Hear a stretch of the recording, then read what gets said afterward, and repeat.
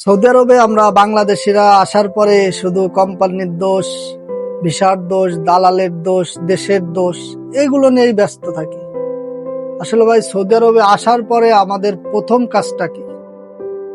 Saudi আরবে আসার পর যদি আপনার দ্রুত সফল হতে হয়, এই দেশে দ্রুত সেট হতে হয়, এই দেশ থেকে নিয়মিত কিছু টাকা আপনি উপার্জন করতে চান, তাহলে এই দেশে আসার পরে সর্বপ্রথম আপনার এই অভিযোগ করা বন্ধ করতে হবে।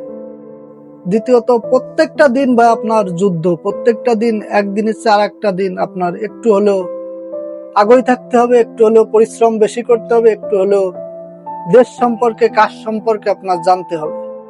আপনি শুধু এই দেশে আসার পর আপনার যখন কোম্পানি খারাপ, আকামা পান নাই বা যত অভিযোগই হোক, সেটা নিয়ে যদি সারাক্ষণ অভিযোগই করেন আর রুমেই বসে থাকেন, তাহলে কিন্তু ভাই প্রবাসী আপনার দ্বারাই কিছু হবে না।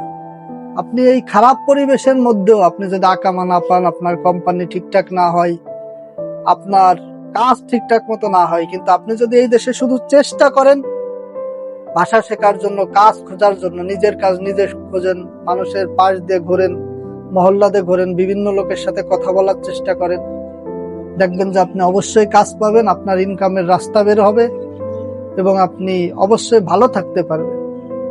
তাই সৌদি আরবে ভাই, আপনার কাজ, আপনার সাফল্য আপনার হাতে। আপনি যদি শুধু সৌদি আরবে কোম্পানির আশায় বা বিভিন্ন ফ্রি ভিসার প্ল্যান্ডের কাজের আশায় বসে থাকেন, বা কেউ একটা কাজ দেবে এই আশায় বসে থাকেন, তাহলে কিন্তু ভাই আপনার প্রবাসে শুধু সময়ই যাবে। দেখবেন 5 বছর চলে যাবে, আপনার হয়তো তেমন ভালো কোনো কিছু হবে না। আপনি হয়তো দিনাও ঠিক মতো শোধাইতে পারবেন না, আপনার হয়তো টাকা পয়সাও ঠিক মতো জমা হবে না, কিন্তু আপনার জীবন থেকে 5-10 বছর সময় চলে যাবে।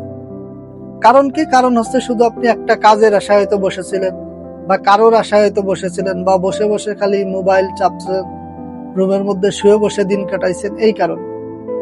কিন্তু এর পরবর্তীতে আপনি যদি প্রতিটা দিন রুমে বসে না থেকে ঘুরতেন, রাস্তাঘাট দিয়ে কাজ খোঁজার চেষ্টা করতেন, মহল্লা দিয়ে ঘুরতেন, দোকান দিয়ে ঘুরতেন, বা কোন একটা স্কিল প্রতিনিয়ত শেখার চেষ্টা করতেন, দেখতেন যে 5 বছর পরে আপনি ওই স্কিলের মাস্টার হয়ে গেছেন, আপনি ওই কাজের প্রফেশনাল কেউ হয়ে গেছেন, ওই কাজে পুরোপুরি দক্ষ হয়ে গেছেন, তখন কিন্তু আপনি ভালো অঙ্কের একটা টাকা ইনকাম করতে পারতেন। এবার প্রবাসে সফল হওয়াটা সম্পূর্ণ আপনার হাতে, আর ব্যর্থ হওয়াটাও আপনারই হাতে। আপনি যেভাবে প্রবাসের দিনগুলো পার করবেন, 2-4-5 বছর পর ঠিক সেই ফলটাই আপনি পাবেন। আপনার ভিসা, আকামা, দালাল এগুলো সব খালি খালি। আপনি সৌদি আরবে আসার পর এগুলোর অভিযোগ বন্ধ। বহু লোক আছে যাদের এইগুলো নেই, পায় নাই, তারা কিন্তু সফল হয়েছে। আর অনেক ভালো ভালো লোক আছে যারা আকামা পাইছে, প্রথম কাজ পাইছে, মামা চাচা ছিল, তারাও কিন্তু বেশি দিন বিদেশ করতে পারে নাই বা ভালো কিছু করতে পারে না। এর কারণ ওটাই, হয়তো তার পরিশ্রম করার ইচ্ছা ছিল না, বা কারোর আশায় বসেছিল, বা যতটুকু সংগ্রাম করার দরকার ছিল প্রবাসের মাটিতে সে ততটুকু করিনি। এটাই তার কারণ।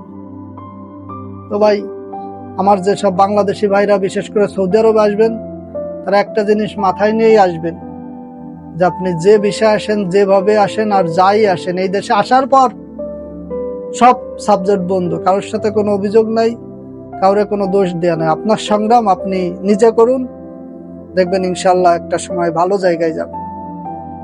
ধন্যবাদ সবাইকে। সুস্থ থাকবেন, ভালো থাকবেন, এই দোয়াই করি। আর সবার কাছে একটাই অনুরোধ থাকবে, আমার চ্যানেলটা সবাই সাবস্ক্রাইব করুন।